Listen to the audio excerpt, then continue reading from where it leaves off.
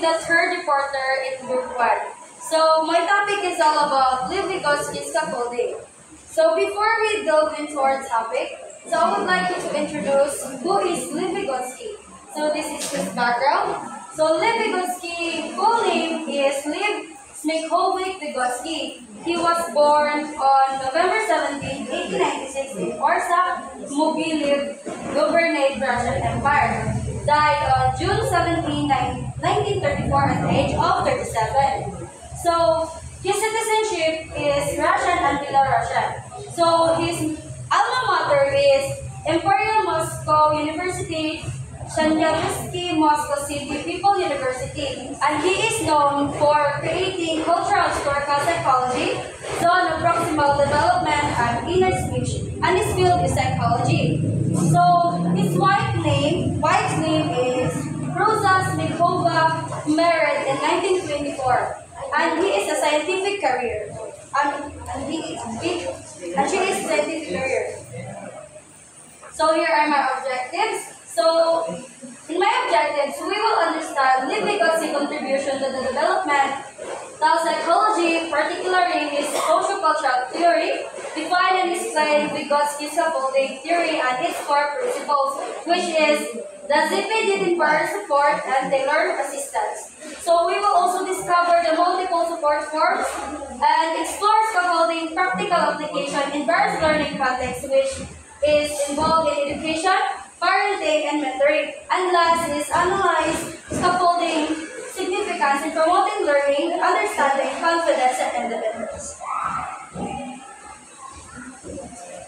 So, in my introduction, Vygotsky's work challenged traditional views of learning as an individualistic endeavors, emphasizing the crucial role of social interaction and guidance in the learning process. Scaffolding is a key component of his theory, describing the temporary support provided by a more knowledgeable individual, which involves the teacher, the parents, and the mentor or peer, to help the learner bridge the gap between their current abilities and what they're capable of achieving.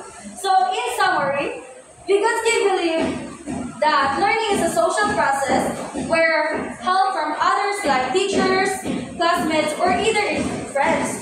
So, to make it easier to learn, this help called scaffolding as a temporary or decrease on your becoming more skilled students or children. So, here are the core principles of scaffolding, which is the zone of proximal development, ZPD, temporary support, and tailored assistance.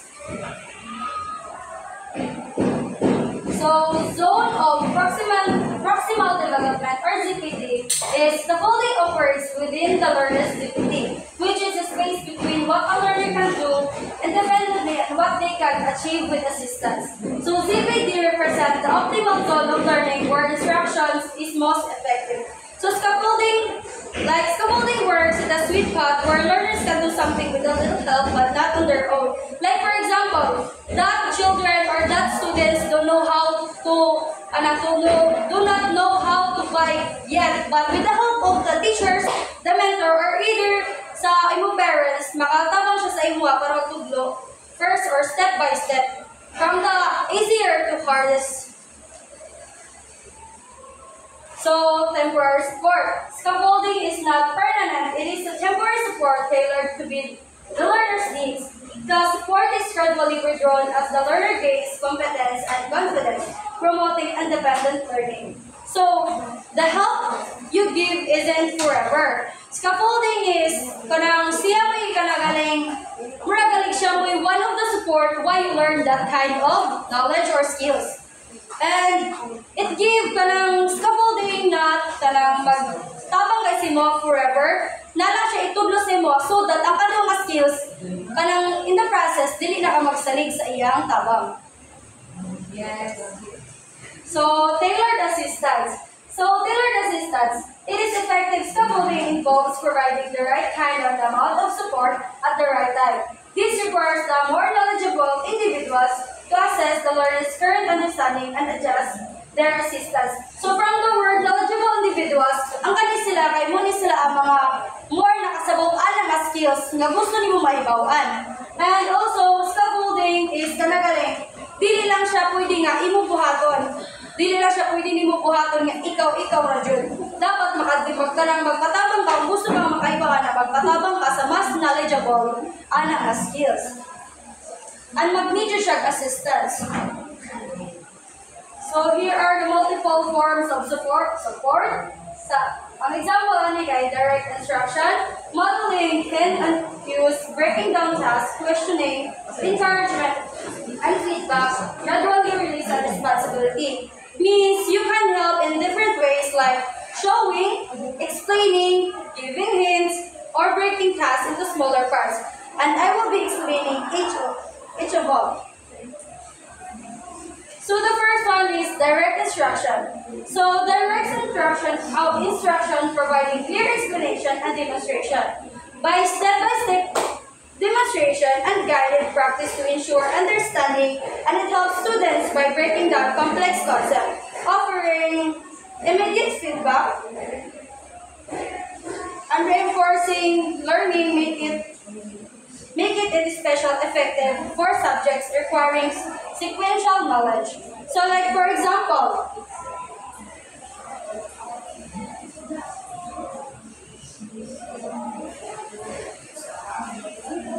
a teacher is teaching how to spell the word cat, C-A-T, cat. So in teaching it to students, we should always use the word idgif.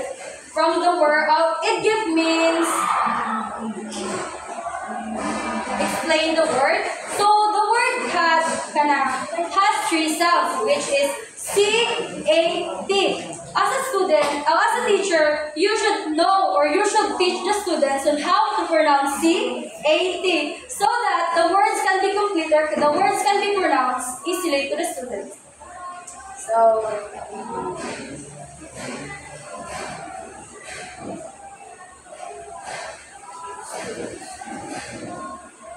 the letter D. So demonstrate. The teacher writes C-A-T on the board and say each letters. So as what example kanina, nga ako giningon diba nga ipapronounce sa teacher o equal sa teacher what is the sound of C-A-T. And after ana, gi-demonstrate niya kung saan na pagyuto. And then iya gisuwat sa board, gipakuan siya, gipa-recognize niya sa student kung saan ang C-A-T o kung saan individual sounds ana nila. And then, guide practice. So the students repeat after the teacher and write the word. Diba kaya kanina ang teacher may first na demo. So after ipatry sa teacher, kung kay bago siya sa gidiscuss siya o gipasabot sa iya. So the students try to write C-A-T in the board. And after that, gikuan siya sa gihatagan siya independent practice, which is katong ipawarog niya ang student, diba? Iya gipasuwat og C-A-T sa board. Then after gipabalik-balik niya suwat, and also gipabalik-balik niya basa kung saan pronounce C-A-T. And after ang teacher na mag-feedback ng teacher nga nakayugang siya nga you learn something. And that is why ang C-A-T nakaibaw na siya sa spelling, ug nakaibaw po siya isa ang pagbasa. So that's the example of direct instruction. So the next one is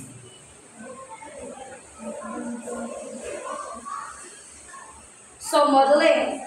Modeling is showing the learners how to perform a task or solve a problem. So modeling in teaching is when a teacher demonstrates the skills, behavior, or thoughts process to help students learn by example. It shows students exactly what to do before they try them itself. So ang akong example di ba ganina agi-demo sa teacher kung saan pagsuwat o kung saan pagbasa sa C-A-T. And after another example is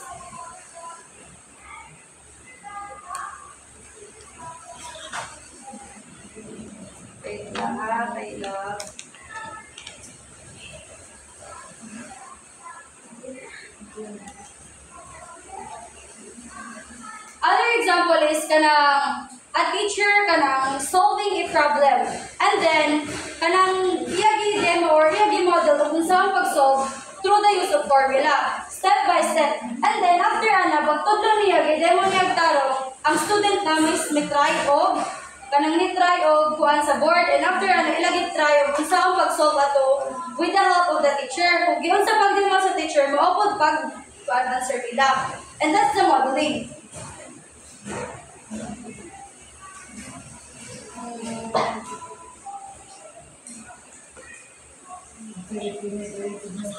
And the next is hands and cues. Offering subtitle. Unsa ko basa nimo? Subtitle? Asa ba? Subtle?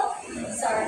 Subtle guidance to help the learner figure things out independently. So hint and cues are strategies teacher used to guide students toward the correct answer without directly giving it away. Like, for example, kanang ang teacher gani kay nagtudlo sa ka-student kung saan na siya, or nag-guide sa ka-student kung saan na siya pag-answer. And then, kanang nag-guide na siya, pero wala siya gihatagan dyan kung sa exact answer. So, that's the point of hint. And then, kanang other example about it is,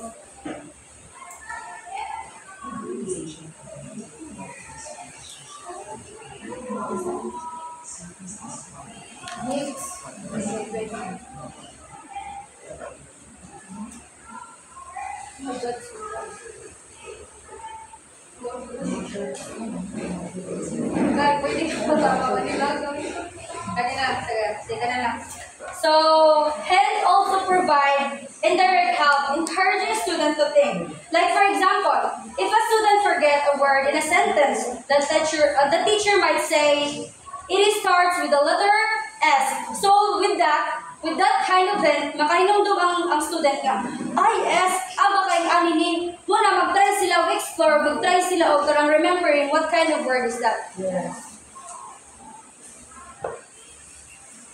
Then, ang cues naman is, kanang cues are signals or prompt that direct attention to the important information. Like for example, a teacher pointing to a keyword in a question or emphasizing a phrase while reading loud. So, ang gikuan is kanagaling, kani siya, di ba ang katong hint kay mura siya, gipasabot sa imo, pero indirect. Kani naman ang cues, muna siya ang direct na pagsabot kung sa pasabot sa teacher, ana.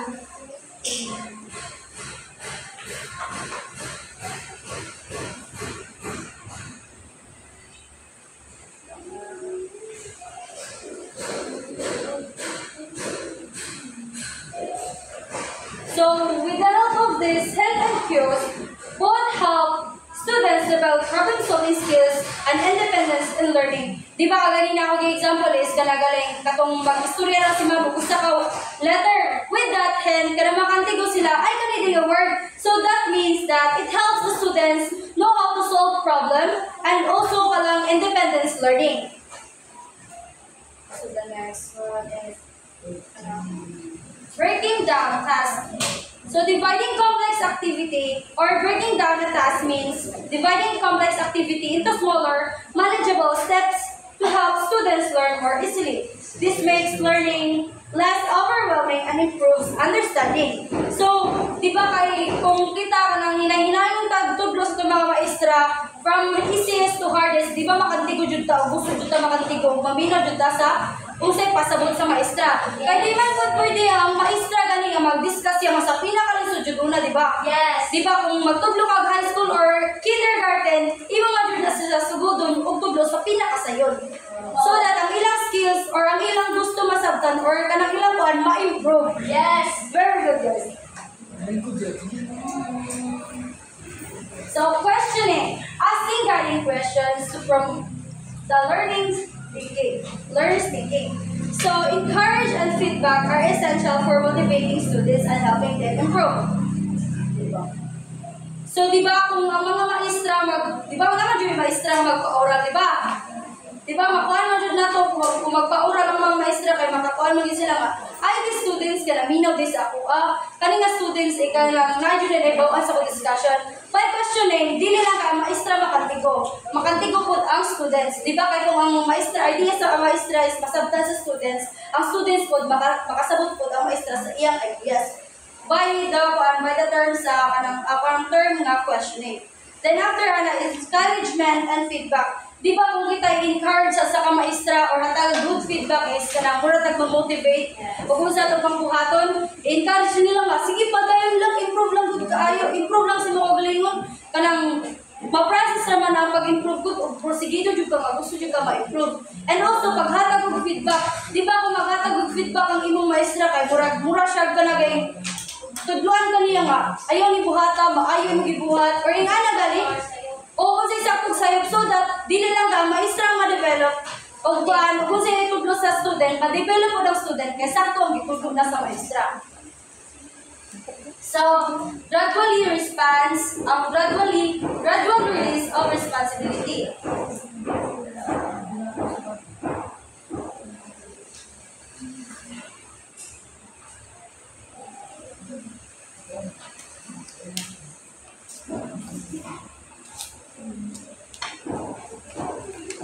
So, gradual release of responsibility or GRR is a teaching model where the teacher gradually shifts the responsibility for learning to the students. So, like for example, ang teacher siya ang first na mubuhat. Then after iya i-assess or iya panon ang students, if the kanang students is kanagaling gusto jud makantiguan ang kabutang. And dapat, kung magkuha sila ng utang, dapat sila jud kuha. Kaya di man pwede ang teacher ay makantigo. Kaya ang purpose mo sa teacher is ang student ang iyang tudluan, dili iya kagalingan. That's the part. Bali, dili lang siya kay puro sa students, o dili lang siya puro sa teacher. Dapat ma-involve yun sila duha, or sila mo buhat anak. And also, kanang students, pwede po siya ang students nga mga kanang mo-work po or makig-work po sa iya mga kauban while the teacher support. Kay, aside from teacher, sa mga amiga, sa mga papa, sa mga kaila, or something ba nang yan dili ba po nga kanang sa teacher ka makalearn sa ila kapag ba yan. So with that experience, or the social kanang, the way ka makig-socialize sa iya, maka-experience na ka with the help of observation, kanang with the help of socialize, o kanang pang uban. So here are the practical application of scaffolding in education, parenting, and mentoring. So this approach helps students understand how to use the word or how to use their knowledge outside the classroom and prepare themselves for a real-world situation. Like, for example, in education, teacher use scaffolding to help students learn new concepts and skills. This might involve providing graphic organizer, sentence starter, or work example. So this helps students learn better by focusing on one part at a time. For example, in writing an essay, students first brainstorm, then make an outline, and after that, gradually write each essay or each section. Di ba kung kita maghimog essay, dili laman kayo musuwat ra ta dito. Dapat man sa ta maghinungdog kung sa to nangahita or sa tong angay nimo isuwat sa essay. And after nimo pag brainstorm, manana kay masuwat sa imong essay. With that, kanang scaffolding helps it in education. Parenting. Parents use scaffolding to help their children learn everyday tasks such as dressing themselves or riding a bike. So providing love, support, and guidance and discipline to help children grow into responsible, independent, happy individuals. Parents teach life skills, set boundaries, and nurture emotional and social development. Di ba ang education nag-start with na sa isa sa parents? Di ba before taningan sa eskwelahan kay gimold man sa mga parents, di ba? Sila mo yung pinakauna nga naging teacher sa ato So scaffolding is kanang nag-start siya sa ato mga mama. Sila mo yung una nagpakita sa ato kung sa ang mga step by step nga buhaton like paghugas. Di man nagkadiretso nga manghugas, tudloan mo kaniya unsa ang pagsabon sa plato, unsa ang pagwaswas og talon, unsa ang pag-fire og talon sa plato. Diba? So, kanang nakuha siya murag na-apply ko siya sa parenting. Ang scaffolding. Then, mentoring. Mentors provide scaffolding to guide and support the student skills development. So, kanang mentoring in education is when a more experienced students help a less experienced students. The mentors share their knowledge, offer advice, and support supports the mentee in learning and improving. So it helps the students or peers students feel more confident and success in their studies. Like, di ba, kung ang usa ka tawo na ay kantigo siya anang nga butang, o iya ditudlo sa iyang kauban. So that means, naa siya napuno sa learning or skills sa katungalan iya kauban, and also nasa siya nakatiguan sa iya kuan kay bawo na siya unsa ang pagtudloan nga skills. So that is the help of mentoring. Bali nagtudlo. Kabantay mo na sa tulawig. Sa tulawig, di ba, kay bawo sila unsa ang pagsayos mga figure. So muna siyang mentoring. Ditudo nila unsa ilang experience, unsa ilang mahimawan. Oh, that's the mentoring. And muna siya, i-apply niyang scaffolding nga to sa mentoring. Share ilang ka na po. Oo, i-share niya ko yun sa iyang skills. Experience or Sakto ka, Mr. P. Mr. P. So, significance of scaffolding. There are 4 examples, which is facilitates learning in ZPD, promotes deeper understanding, builds confidence, and develops independence.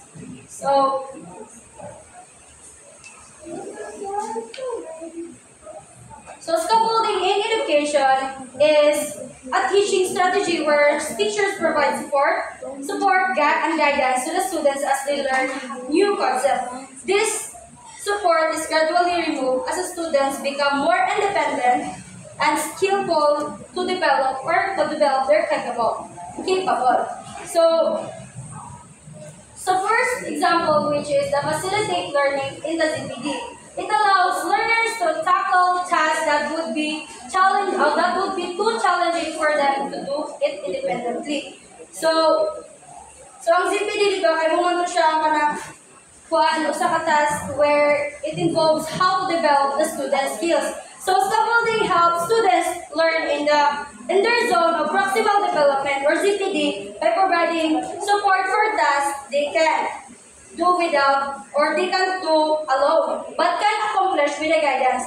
So this support gradually decrease as how they will know that kind of skills, and also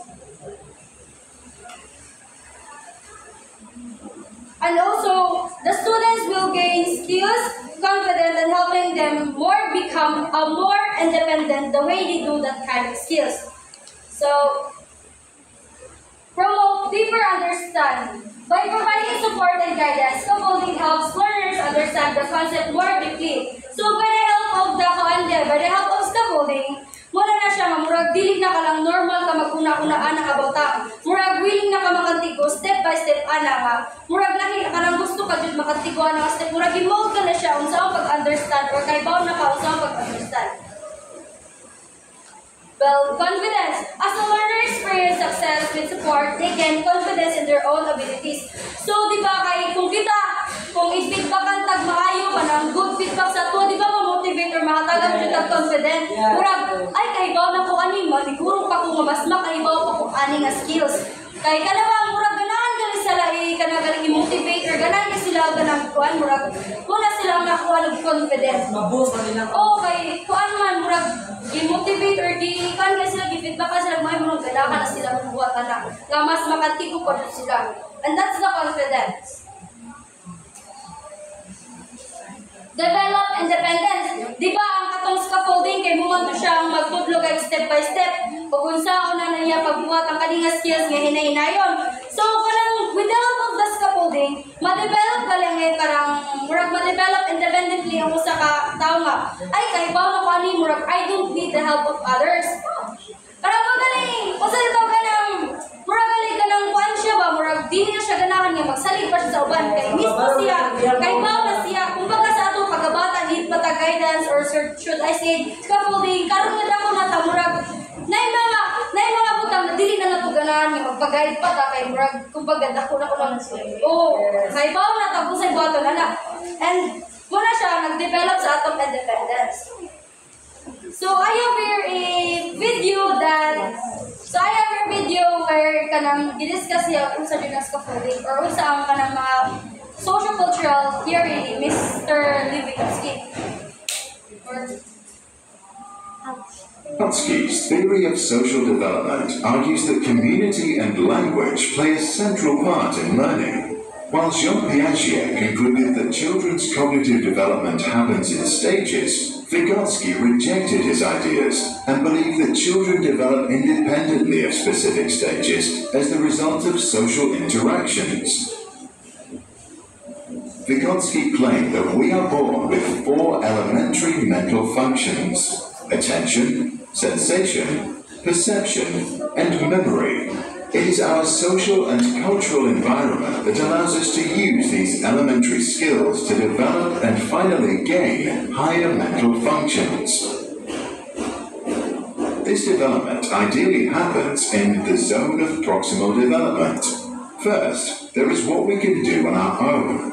Then, there is the zone of proximal development, which represents what we can do with the help of an adult, a friend, technology, or what Vygotsky called the more knowledgeable other. Last, there is what's beyond our reach. To illustrate this, let us think of twins who are raised in a community in which boys are expected to learn and succeed, while girls are only expected to be pretty. At the age of 10 months, both have the ability to crawl and are in the zone of proximal development for learning how to stand on their feet. The more knowledgeable other, in this case the father, provides the boy with opportunities to practice in a playroom.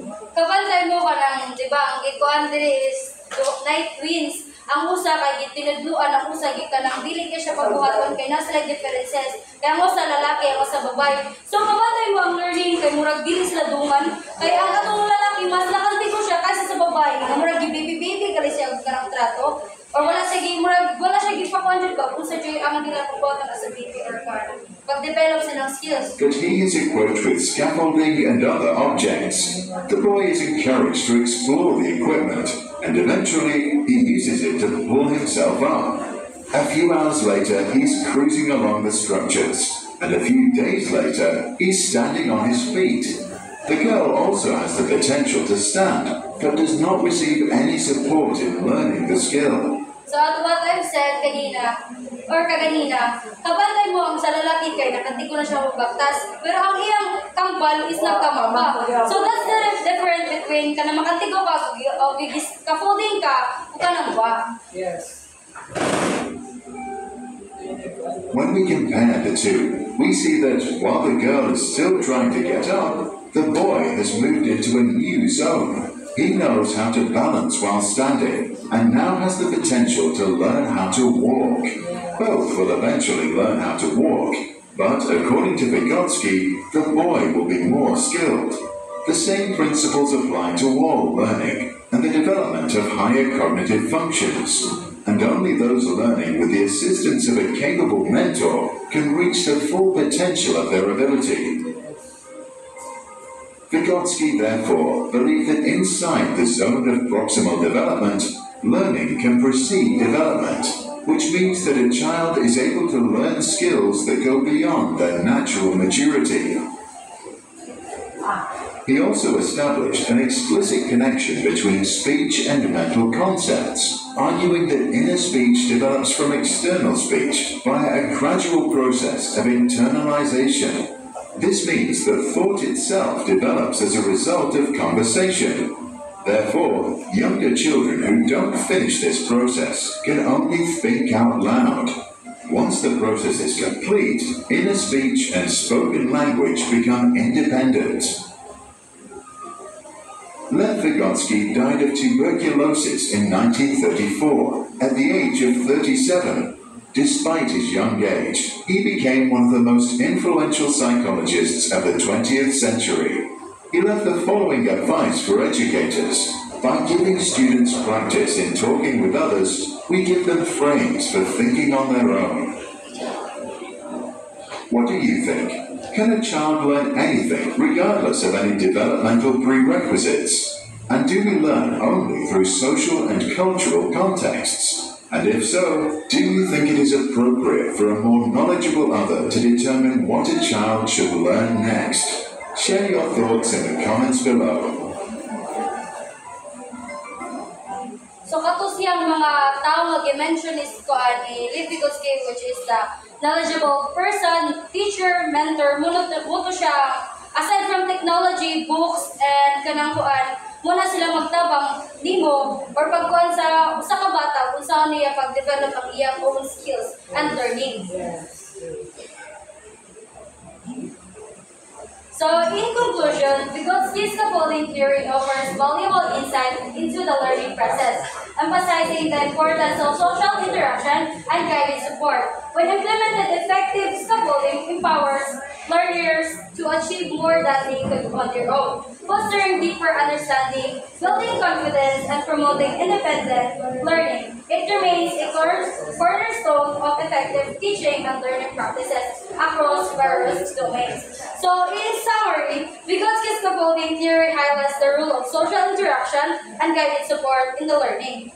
When used effective, it helps learners achieve more learning, deeper understanding, and more confident the way he do that kind of skill. And so that with that help, he develop more and more. So that would be all about my discussion, and this is my reference. So last this is my kumbaga thoughts or quote about scaffolding. Scaffolding is the support that helps us grow, guiding us from blank to discover.